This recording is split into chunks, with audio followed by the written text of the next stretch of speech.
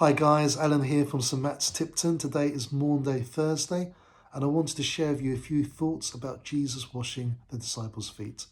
So the scene is a shared meal between the disciples and Jesus enacts this wonderful sign of humility. He rises from the table, he takes off his clothes, he wraps a towel around his waist and then he falls to his knees and he begins to wash the disciples' feet.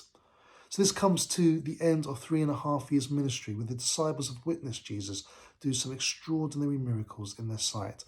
They've heard the scriptures opened in ways that no one else has ever done before. They've seen the sick healed, storms calmed. They've seen thousands fed. They've even seen the dead raised to life. What is the thing that Jesus wants them to get? If they don't get it, they've missed the whole point. So Jesus says this at the end. Now that I, your Lord and teacher, have washed your feet, you also should wash one another's feet. I have set you an example that you should do as I have done for you. Jesus even washed the feet of Judas, knowing that Judas would go on to betray him the next day. And this wasn't, I think, just a symbol for the disciples to follow, but this was a real expression of Jesus' love, something that they could experience tangibly in their own lives and go on to share in the lives of others.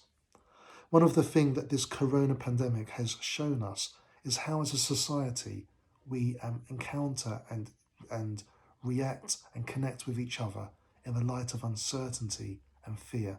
And I think what Jesus was showing us on this Maundy Thursday is how we should love and serve others. Maybe the question for us today is, how are we doing at loving and serving others?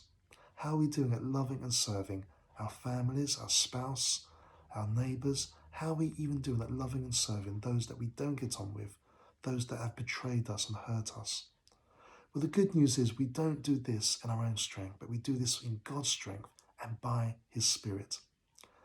Then Jesus goes on to say this. He says, now that you know these things, you will be blessed if you do them. So why would you want to love others? Is it because it's obedience?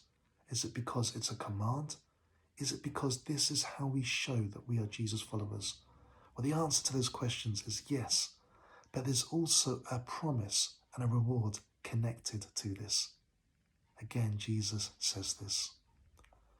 Now that you now know these things, you will be blessed if you do them. Bye for now.